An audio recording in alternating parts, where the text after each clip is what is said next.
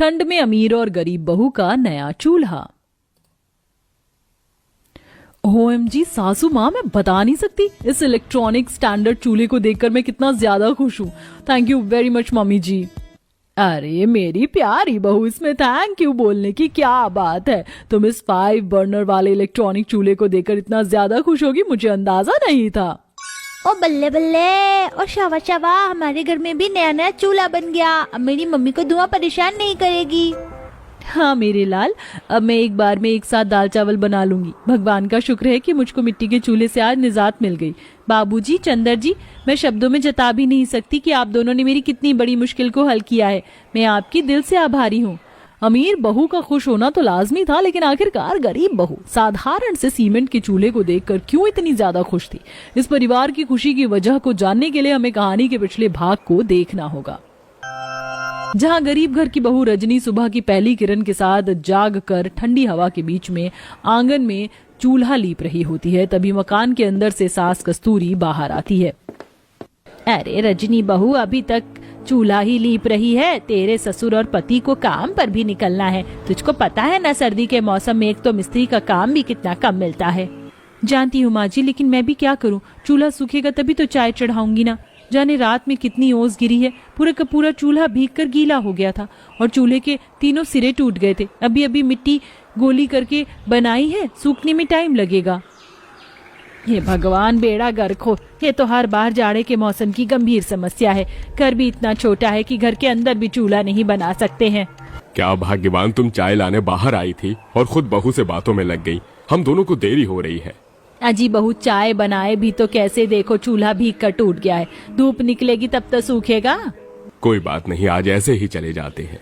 अपने ससुर पति को ठंड के मौसम में ऐसे बिना कुछ खाए पिए घर से निकलता देखकर बहू को दुख लगता है। रजनी गरीब तबके के परिवार की बहू थी।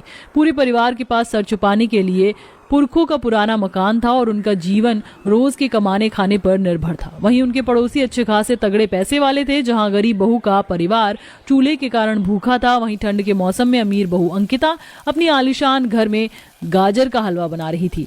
अरे वाह, कितनी शानदार खुशबू आ रही है मेरे गाजर के हलवे में से। पारस के शुद्ध घी में जो बनाया है, हो गया हलवा रेडी। ड्राई फ्रूट डालकर ले जाती हूँ। गर्मा गर्म हलवा बनाकर अंकिता गार्डन में लाती है, जहाँ उसके अमीर ससुराल वाले बॉन फायर के चारों तरफ बैठकर गप्पे लड़ा रहे थे। वैसे रोमा जी, जितना भी हीटर चला लो, ठंड में जलती आग में हाथ सेकने का मजा ही कुछ अलग है। हाँ, मगर धुआं धुआं भी तो मच जाता है ना दिलीप जी। गर्मा गर्म गाजर का हलवा रेडी है। अरे वाह मम्मी, आपने हम सभी के लिए गाजर का हलवा बनाया है। ओ गॉड, ये क्या पापा जी, आपने आग क्यों जलाया? कितना धुआं हो रहा है। मुझे धुएं से बहुत ज्यादा एलर्जी है। अंकिता गुस्से में चिढ़कर पानी डालकर आग बुझा देती है। ऐसा वो इसलिए करती है ताकि रजनी के गरीब परिवार वालों को नीचा दिखा सके। देखा आपने भाभी, ये घमंडी औरत हमको ही ताना मार रही थी क्योंकि इतनी दूर में केवल हमारे घर में ही मिट्टी के चूल्हे पर खाना बनता है और धुआं उठता है। पता नहीं अमीर लोग इतना घमंड क्यों करते हैं। कोई बात नहीं कंचन, जाने दो, भगवान ने इनको सारी सुख सुविधा की चीज दी है, इसलिए ये क्या जाने हमारी परेशानी। देखते देखते शाम हो जाती है और दोनों अमीर गरीब बहू खाना बनाने की शुरुआत करती हैं। रजनी बहू, जल्दी से खाना बना लो, अंधेरा ढल गया, ठंड का मौसम है, बच्चों को भी भूख लग गई है। जी माँ जी, बना रही हूँ। कंचन, वो मैंने दीवारों पर उपले पात रखे हैं ना, उसे निकाल कर दे दो, उपलों पर खाना बना लूंगी। मगर भाभी, उपले तो सूखे ही नहीं है, अंदर से पूरे गीले हैं। हे भगवान, फिर खाना कैसे बनेगा? आज तो लकड़ी या सूखे पत्ते भी नहीं है कि पत्ते झोंक कर किसी तरह खाना बना लेती, और गीले उपलों से धुआं उठेगा, मगर कोई चारा भी नहीं है। अरे तो फिर रहने दे बहू, घर में थोड़ा सत्तू रखा है ना, हम सब वही खाकर सो जाएंगे। नहीं माँ जी, सत्तू क्यों खाएंगे, मैं बना लूंगी खाना। रजनी खुले आंगन में बैठकर मिट्टी के चूल्हे पर खाना बनाती है, जिसमें उसे काफी कठिनाइयों का सामना करना पड़ता है। कभी ठंडी ठंडी हवा के चलने से चूल्हा बार बार बुझ जाता है, तो ऊपर से आसमान से ओले भी बरस रहे होते हैं। हे भगवान, आज तो कितनी ठंड है, कुहासा है। कोई बात नहीं, मगर मैं अपने परिवार को भूखी तो नहीं सुला सकती। एक तरह मुश्किल हालातों में भी गरीब बहू खाना बना रही थी, तो दूसरी तरफ अंकिता नखरे करती है। बिल्कुल नहीं मम्मी जी, इतनी सारी वैरायटी का खाना मुझसे नहीं बनेगा। गजब हाल है तेरा अंकिता बहू, क्यों नहीं बनेगा? अरे तुझे कौन सा मिट्टी का चूल्हा थोड़ी फूकना है, गैस पर खाना बनाना है, फिर भी नौटंकी दिखा रही है। अगर उस गरीब की बहू की तरह चूल्हे पर खाना बनाना पड़ता तो क्या करती? मैं तो उन्हें दिन में तारे दिखाती थी, समझी मम्मी जी। आइए, आपको अगर इतनी वैरायटी का खाना बनवाना है तो आप मेरे लिए 5 बर्नर वाला इलेक्ट्रॉनिक चूल्हा मंगा दीजिए, जिसमें मैं एक बार में ही सारा खाना बनाकर तैयार कर दूंगी। इतनी ठंड के मौसम में मैं 3-4 घंटे बर्बाद नहीं करने वाली। मुझे भी ठंड लगती है और आज तो मुझसे खाना नहीं बनने वाला। अंकिता घमंड दिखाकर रजाई में घुसकर फोन चलाने लगती है। ऐसे में सास खुद ही उठकर खाना बनाती है। इसी तरह से सिलसिला जारी रहता है, जहां अंकिता किचन में कदम भी नहीं रखती है। मम्मी मम्मी मुझे भूख लगी है, चलकर मेरे लिए खाना बना दो ना। आर्यन, भूख लगी है तो जाकर अपनी दादी से कहो, मेरा सर मत खाओ, समझे? अरे अरे, क्या हुआ मेरे प्यारे से पोते को? दादी दादी मुझे भूख लगी है, देखो ना माँ खाना नहीं बना रही, मेरे लिए फोन चला रही है। ये बहू भी एकदम आलसी मिजाज की हो गई है। इसकी जितनी फरमाइश पूरी करो उतनी बढ़ती जाती है। मैं तो दुखी हो गई हूँ। रोमा, तुम्हें पता तो है तुम्हारी बहू के घमंडी रवैये का। किसी चीज की जिद पकड़ लेती है तो उसे पूरा करवा कर ही दम लेती है, और फिर हमारे पास पैसे की कमी थोड़ी है। जैसा तुम सबको ठीक लगे, मगर बेटा, भगवान ने हमें धन दिया है, इसका मतलब ये नहीं है कि अथाह खर्च करें। चीज सामान की जतन करना चाहिए। इस तरह अमीर परिवार बहू के लिए इलेक्ट्रॉनिक महंगा चूल्हा ऑर्डर कर देते हैं, तो वहीं दूसरी तरफ गरीब परिवार में बहू की मुश्किलों को देखते हुए ससुर पति आपस में बात करते हैं। बेचारी बहू रोज अपनी आंखें धुएं से लाल करके खाना पकाती है। हम परिवार वालों के लिए, हम लोग इस घर की लक्ष्मी को दुख परेशानी के सिवा कुछ भी नहीं दे पाते। सोचा था नए साल पर थोड़े पैसे जोड़कर एक छोटा मोटा गैस चूल्हा खरीद कर ले आऊंगा, मगर ठंड के मौसम के चलते मिस्त्री का काम ही नहीं चला। भैया, आप और पिताजी चाहो तो भाभी की मुश्किल को हल कर सकते हो अपने मिस्त्री वाले हुनर से। वो कैसे, छोटी बताना। जैसे आप लोग सीमेंट और ईंट से घर बनाते हो, भाभी के लिए एक मजबूत चूल्हा बना दीजिए, जिससे कितनी भी ओस गिरेगी तो चूल्हा ना गीला होगा ना भीगेगा, उन्हें भी आराम आ जाएगा। कंचन की बात पर गौर करने के बाद दोनों काम पर से सीमेंट और ईंट लाकर सारी रात ठंड में चूल्हा बनाते हैं और नए साल का दिन आ जाता है। जहां अमीर बहू के घर में इलेक्ट्रॉनिक चूल्हा आता है, तो वहीं गरीब बहू जब सुबह सुबह अपने आंगन में उठकर आती है तो सीमेंट का बना चूल्हा देखकर बहुत खुश होती है। अब देखना यह था कि किसकी खुशियां बरकरार रहने वाली थी, अमीर बहू की या गरीब बहू की। जहां इलेक्ट्रॉनिक चूल्हे पर खाना बनाते हुए अंकिता ताना मारती है, क्यों मेरी गरीब पड़ोसन, तुम्हारी जिंदगी तो अभी भी धुएं में गुजर रही है, तो चूल्हा बनाने का क्या फायदा? मुझे देखो, मेरी रसोई में 5 चूल्हे वाला स्टैंडर्ड इलेक्ट्रॉनिक सुविधा है। कोई बात नहीं अंकिता बहन, मैं अपने सीमेंट के चूल्हे से संतुष्ट हूँ। सही है, वैसे भी इंसान को इतने पैर फैलाने चाहिए जितने की चादर हो, समझी? इतने में अंकिता की सास आवाज लगाती है, अरे अंकिता बहू, जरा मेरे सर में बाम लगा दे, सर फट रहा है। आई माँ जी। जल्दबाजी में अंकिता सब बर्नर जलाते छोड़कर चली जाती है। तभी रसोई में एक बड़ा शॉर्ट सर्किट होता है, जिससे चूल्हा खराब हो जाता है और धुआं फैल जाता है। सब लोग घबरा जाते हैं। भगवान का शुक्र है बहू तू बाहर थी, वरना ये इलेक्ट्रॉनिक चूल्हा तेरी जान ले लेता। हर बार महंगी चीज खुशी नहीं देती बहू, समझी? अंकिता अपनी भूल की माफी मांग लेती है और अपने पहले की रसोई में खाना बनाने लगती है। साथ ही घमंडी बर्ताव को भी बदल लेती है। आस पड़ोस के लोग घर में कंबल देख के ठंड से कांपते हुए कहते हैं, अच्छा तो अब तुम लोगों ने भी ले लिया रजाई और कंबल। सोचा नहीं था कि तुम्हारे घर में भी ये सारी चीज होंगी। मानना पड़ेगा तेरी 5 बहू को भी, आखिर ले ही आए कंबल और रजाई। तो आपको क्या लगता था हम 5 बहुएं कुछ नहीं कर सकती? हम औरत चाहे तो क्या नहीं कर सकती, बस लोगों की सोच है कि औरतें कुछ नहीं कर सकती। आखिर कैसे क्या किया इन 5 बहू ने कि अब इनके पास ये सुंदर रजाइयां और कंबल हैं? जानते हैं उनकी मेहनत के पीछे का राज आगे की कहानी में। कितनी तेज तेज हवा चल रही है, अब तो ठंड बर्दाश्त नहीं हो रही है। तुम सही कह रही हो चंदा, और इस टूटी खिड़कियों से हवा भी बहुत तेज आ रही है। और ये दरवाजा, ये तो पूरी तरह से टूट चुका है, जो ठीक से बंद भी नहीं होता, और दरवाजे के खुले रहने से ठंडी हवाएं सीधा घर में आ रही हैं। सभी लोग टूटी खिड़कियों के पास ठंड में सिकोड़ कर बैठे हुए हैं। तभी राम प्रसाद कहता है,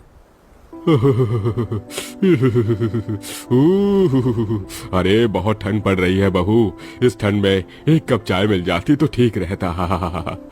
कोमल ठंड से कांपते हुए कहती है, हाँ पिताजी आप बैठिए, मैं अभी आपके लिए चाय बना के लाती हूँ। कोमल ठंड से कांपते हुए चूल्हे के पास जाती है, जो कि पूरी तरह से टूटा हुआ होता है।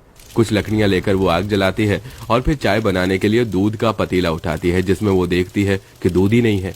माँ जी, चाय बनाने के लिए तो दूध ही नहीं है, अब चाय कैसे बनेगी? बहू, दूध खत्म है और अब घर में एक भी रुपया नहीं है कि मैं दूध लाऊं। एक काम कर, हम सबके लिए गर्म पानी करके ही ले आ। ठीक है माँ जी, मैं गर्म पानी लेकर आती हूँ। कोमल जाकर चूल्हे में गर्म पानी करके लेकर आती है और सभी लोग इस कड़ाके की ठंडी हवाओं में गर्म पानी पीकर अपनी ठंड को कम करते हैं। इतनी ठंड में इस छोटी सी चटाई पर हमारा पूरा परिवार ठीक से सो भी नहीं पाता। ये कंबल भी अब इतनी पुरानी हो गई है, इससे अब ठंड भी नहीं जाती और कल माँ की तबीयत भी बहुत खराब थी। ऐसा करते हैं, आज ये कंबल माँ जी को दे देते हैं। उनकी उम्र ज्यादा है, उनसे ये ठंड बर्दाश्त नहीं होगी। पूरा परिवार ठंड से कांपते हुए जहां गायत्री पुरानी सी कंबल ओढ़े हुए सो रही होती है, तभी उनके घर का टूटा हुआ दरवाजा पूरी तरह से टूट के गिर जाता है। हे भगवान, ये ठंडी हवा कहाँ से आ रही है? ओह, बहुत तेज ठंड लग रही है। सभी परिवार ठंड से उठ के बैठ जाते हैं। माँ, ठंडी तेज हवाओं के कारण ये गेट टूट गया है। गायत्री ठंड से कांपती हुई रोते हुए कहती है, हे भगवान, इस ठंड में सारा दुखों का पहाड़ हम पर ही टूट गया है। लगता है भगवान ने हमारे लिए अपनी आंखें बंद कर रखी हैं। ठंड से कांपते हुए चंदा अपनी फटी पुरानी साड़ी लेकर आती है। लो, जब तक तुम मेरी ये साड़ी टांग दो, अभी तो हमारे पास कुछ नहीं है। वक्त गुजरता है। कमला और बिमला ठंड में गायत्री के घर के सामने से गुजर रही होती हैं और उसका टूटा दरवाजा देखकर ठंड से कांपते हुए कहती हैं, हे भगवान, इतनी ठंड में ठंडी हवा चल रही है और ये लोग कैसे बर्दाश्त कर रहे हैं और बैठे हैं इस ठंड को। मेरा तो जैकेट शॉल ओढ़ के भी ठंड में काम नहीं हो रहा। हाँ कमला, देख तो, इतना बड़ा परिवार है, बेचारी 5 बहुएं हैं, उनकी भी दुर्गति हो रही है। कहने को 5 बेटे हैं, बाहर जाकर पैसे कमा रहे हैं। हाँ बिमला, ये बेचारी 5 बहू क्या ही करेंगी, औरत के बस की है भी क्या। गायत्री की 5 बहू सभी बातें सुन लेती हैं। तभी गायत्री की 5 बहू ठंड से कांपती हुई कहती हैं, माँ जी, अब इस तरह से हम लोग नहीं रह सकते, हम लोगों को मिलकर कुछ करना होगा। हाँ काजल दी, आप ठीक कहती हो। मुझे सिलाई करनी आती है और अब से मैं लोगों के कपड़े सिला करूंगी और मैं लकड़ियाँ काटने जाऊंगी और हम लोग आपकी मदद करवा दिया करेंगे। अब 2 बहू मिलकर लकड़ियाँ काटने जाती हैं और 2 बहू मिलकर सिलाई का काम शुरू करती हैं। एक घर में सास का ख्याल रखती है। चंदा दी, हम इनमें से कुछ लकड़ियाँ लेकर अपने टूटे हुए घर में भी तो लगा सकते हैं ना। पिंकी की बात सुनकर चंदा लकड़ियाँ काट के लेकर आती है। वहीं योगिता कपड़े सिल रही होती है। पिंकी की लाई हुई लकड़ियों से 5 बहू मिलकर अपने घर को ठीक करती हैं। योगिता इस कड़कड़ाती ठंड में अब आसपास के कपड़े सिल के सही पैसे कमा रही होती है। तभी चंदा ठंड से कांपती हुई कहती है, ओह, ये सुनो, जैसे हम लोगों ने इन लकड़ियों से अपना घर तैयार किया है, उसी तरीके से हम इससे कुछ फर्नीचर का सामान भी तैयार कर सकते हैं, जैसे कुर्सी, पलंग, और बाहर मार्केट में बेच भी सकते हैं। ठीक है बहू, अगर तुझे लगता है तुम कर सकती हो तो करो।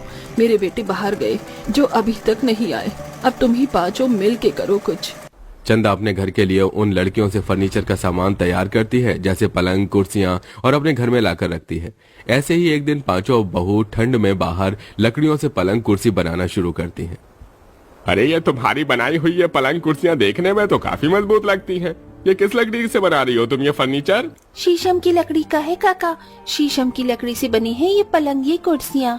क्या बात कहती हो, शीशम की लकड़ियां तो बहुत मजबूत होती हैं और छूकर भी ये मजबूत लग रही है। अच्छा तो बहू एक काम करो, मैं तुम्हें ये पलंग और कुर्सियों का ऑर्डर देता हूँ, तुमको मेरे घर पर पहुंचा दो इनको, है ना?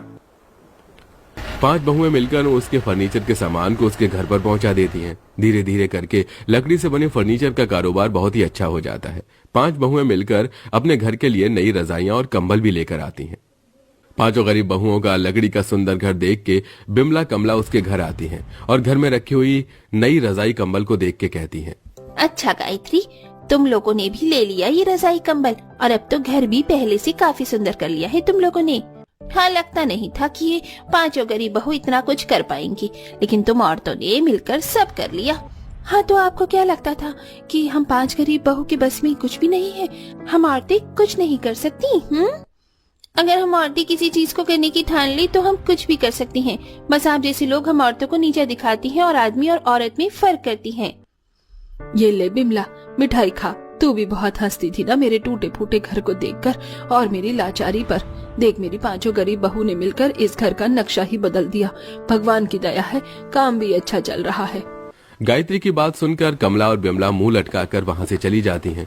अब गायत्री अपने पूरे परिवार के साथ खुशी खुशी अपनी लकड़ी के घर में रहने लगती है, जो कि देखने में बहुत ही सुंदर था। सबके पास अपनी रजाइयां और कंबल होती हैं, जिससे अब वो आराम से अपनी ठंड गुजार रहे होते हैं। लकड़ी का कारोबार भी उनका बहुत अच्छा चल रहा होता है। दूसरी तरफ योगिता भी अपना सिलाई का काम कर रही होती है। मेरे बेटे, तुम लोग आ गए। तुम लोग कहाँ थे, किस हालत में थे, ना कोई खोज खबर जानते हो। हम लोग कितनी बड़ी मुसीबत में फंस गए थे, लेकिन मेरी 5 बहुओं ने मिलकर सब संभाल लिया। पांचों बेटे अपनी मां को बताते हैं कि यहाँ से जाने के बाद एक प्लेन क्रैश हो गई थी, जिसकी वजह से सभी कर्मचारियों को एक कमरे में रखा गया था और कहीं भी जाना आना अलाउड नहीं था, इसलिए वो इतने लंबे समय तक अपने परिवार के पास नहीं आ सके। गायत्री ये सब सुनकर जहां दुख थी वहीं उसे खुशी हुई थी कि अब उसके 5 बेटे घर वापस आ गए हैं। तो दोस्तों, कैसी लगी आपको हमारी ये कहानी? हमें कमेंट में जरूर बताइएगा। साथ ही क्या आपको भी यही लगता है कि अगर औरत चाहे तो क्या कुछ नहीं कर सकती, जैसा कि हमारी कहानी की इन गरीब बहुओं ने कंबल और रजाई लाकर खुद को साबित किया।